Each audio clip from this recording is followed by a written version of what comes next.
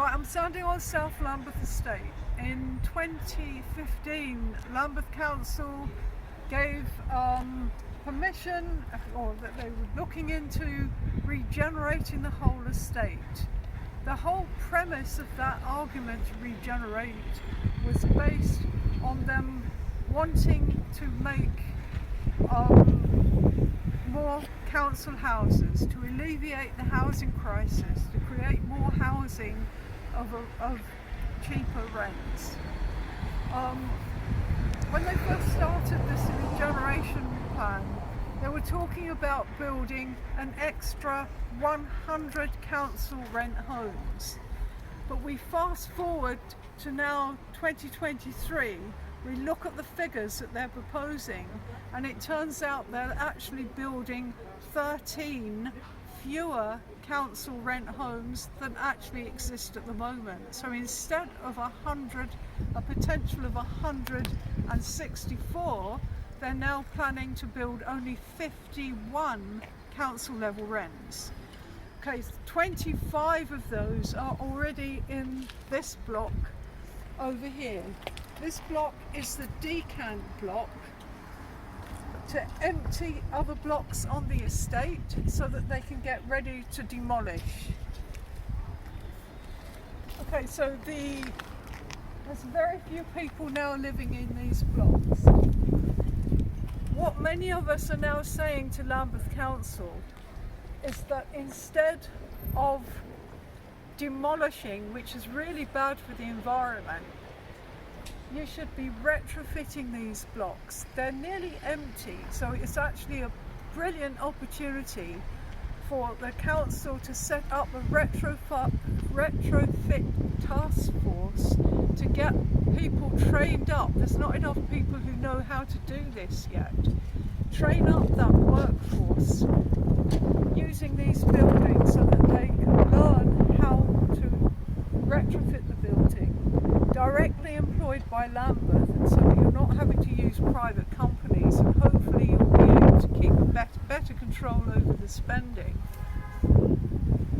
It's very likely within the next couple of years that we will have a new government, and it's looking as though it's going to be a Labour government. And if that happens, they're committed to put in money for retrofitting.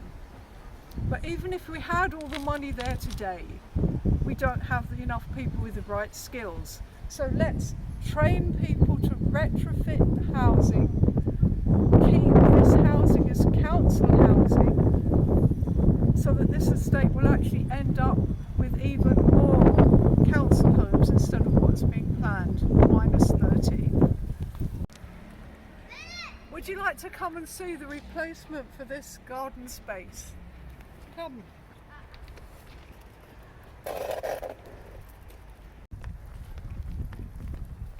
Come and have a look at the lovely gardening space.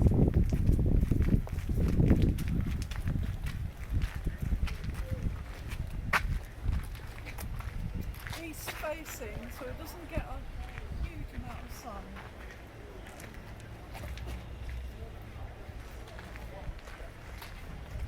So east. Good quality sheds. So here we have the garden that is replacing the garden from outside, and instead of like an open space, we have these planter boxes that are east facing next to a really busy road. Look at that. And this is the garden replacement. Come grow your foods and get toxic poisoning. I think it just sums up everything about this project. It's kind of doing, although things are really expensive, they're doing everything on the cheap. It's almost like they're just doing things looking down from above. They see a space, irrespective of what direction it's facing, we'll just plonk the garden there. They're just not on the ground and really understanding what needs to be done here.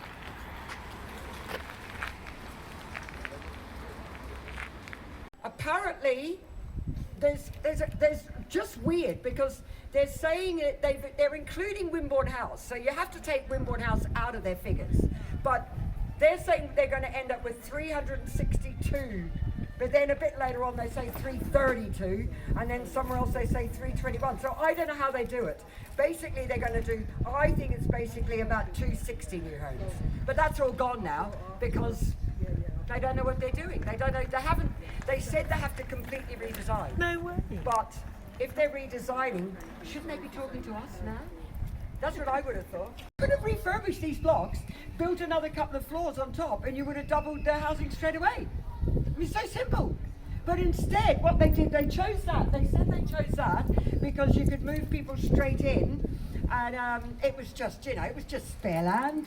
It just happened to be our driveway, just happened to be a little small car park for the people in the building, just happened to be a couple of green spaces. They actually trolled us. Well, can I just point out, do you mind? They actually trolled us by having a little sign here saying, enter a competition to be for Lambeth Green, blah, blah, blah. And I've put a film of it, because you're right there, and then you look over there and you had all the crane and the concrete. What's green about that? We have a lot of older people, a lot of people with mental health needs, a lot of people with medical needs, a lot of people that have to have ambulance come and pick them up. And even now, it's a nightmare because we haven't got a sign. No one knows where Wimbledon House is. Every time I've got to go somewhere, well, you're sounding good. Anywhere I have to go somewhere with Odd, or anyone has to come and visit, they don't know where it is or how to get in. I thought Lambeth supported people with disability have rights, but for some reason, cyclists trump disability. Even the first day that the first thing they did was chop down all the trees from our little green space, and they didn't even have the decency to notify people formally. It was in a it was on the second column of a newsletter, at the second half of a sentence. Nobody saw it because the newsletters were just left lying in the lobby. People came down to get their cars. It was enclosed. They couldn't get their cars to go to work. We had 2 TRA meetings, and then something came up that you're holding illegal meetings. You haven't had your AGM. You. And they all went berserk. We've been treated the same. So, Yeah. and we're still getting to that because it's just pathetic. And I think that's what they do. They just tie you up in all this. Just they because got demolition yet. Yeah. We've got to have all this rubbish around us again. So I've just You left know, this week off. we don't know what's going to go on.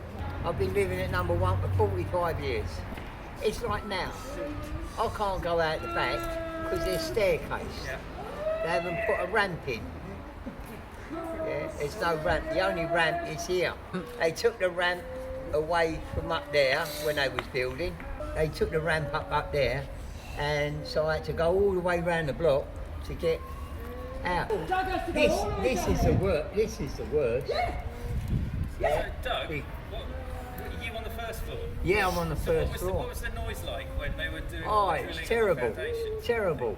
Shocking. Yeah, it's absolutely shocking. Especially the big digger. Yeah. That went on for It months. was weeks. That went on for months. Like a can go. But that went on for months. Can I just ask you, did you lose your water as well at some point? They're turning off the water about 3 times a month. You know what I mean? So, you just fill the kettles up and then go from there. But they haven't given us an exit yet. They were supposed to have an exit up there. Yeah, by the bus stop. Yeah. Because they knocked this one off. Yeah. And they was going to give us the same exit as where the builders come in, which would have been nice. I just want to ask a question. Housing is good, all right? Apparently there's a shortfall of housing in Lambeth, all right? And they need social housing. So my question here is about this block.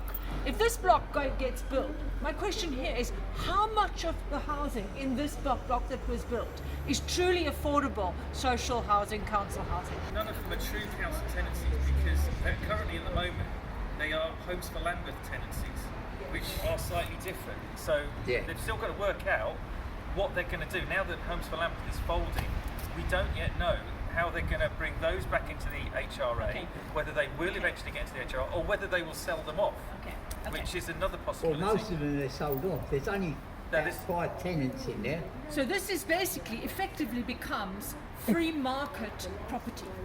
There's only, oh wait, sorry, in the new build, which it's has only- 30 it's property. only about 5 tenants that's come out of here. Oh, okay, out of And Wimborne. around the area. And around the only 5 have taken up the offer to move in. Yeah. 25 of them are But- social rent. But When they've all finished round here, out of the 300 that they've promised us, all we've got is about 35. Exactly. So they're knocking 100 and odd down to get 35. Precisely, and there is the problem. Hi there, I'm Nicola Kent from Groundswell Ecosystems, Everyday and Systemic Steps to an Eco-Positive Groundswell. And I believe in financial dignity for all, I believe in housing for all. And if we want to take a look at the realities of social housing in the capitalist project, what we find is that social housing is not a luxury, it is a necessity. And if we look at the financial realities here in the UK of the London minimum wage or the UK minimum wage, which when I last looked was £11.05 and is currently apparently £11.95, what that takes home at the end of every single month is roughly round about £1,400. Okay? So if you are busy busting your gut, working to keep our society alive, living on the London minimum wage, you take home just enough to likely be able to afford a council tenancy. You will not be able to live with any degree of dignity in this city, according to the current housing rental market, all right, on that kind of wage. Now, what is happening is that councils are selling out truly affordable council housing. And if you want to have a so-called low-paid worker sector, every single person, by the way, should be able to live in any society with financial dignity. Then you've got to be able to create, endorse, and sustain social housing and affordable housing for all.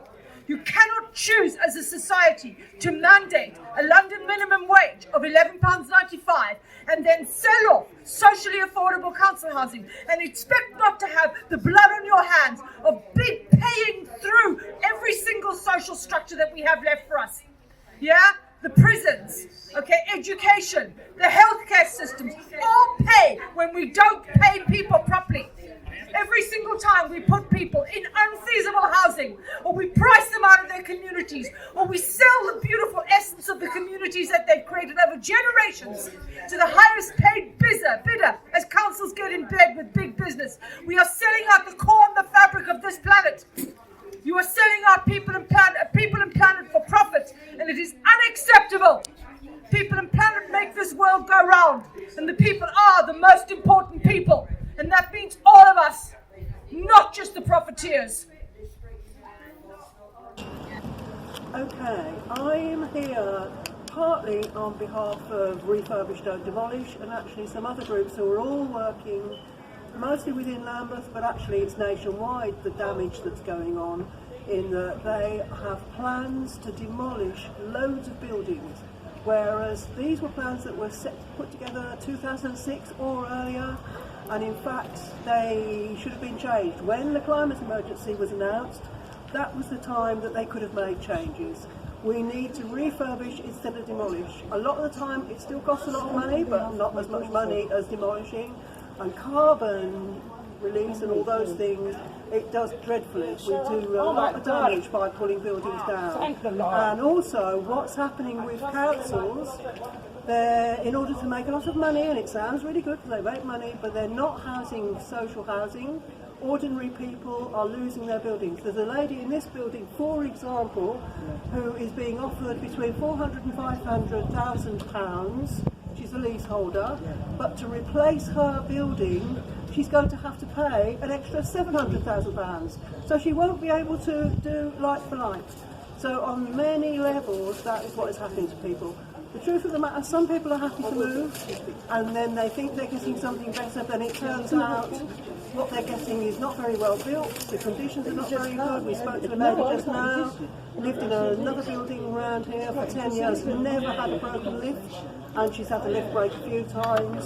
Her toilets are breaking. The quality of the new buildings is not very good. They're not doing a good thing. This is not good enough. We're not happy, and we are fighting it. We're fighting Lambeth Council. Other areas are fighting their councils, and the more people join in with this, the better. I'm here on the South Lambeth Estate, which for the past 10 years has been facing demolition.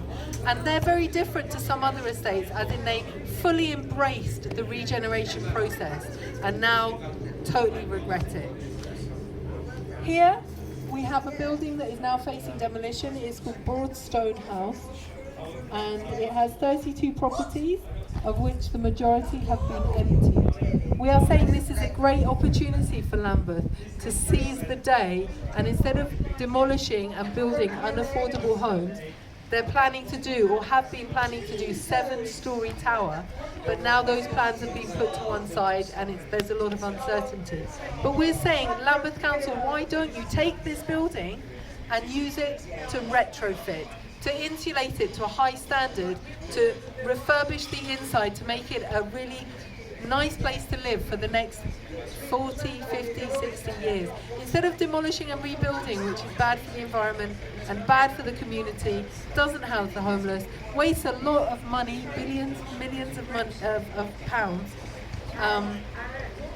to just end this nonsense. For example, Lambeth Council budgeted £2 billion would be needed for the whole regeneration on the 6 estates. And at the end of it, there was even less social housing than there was before.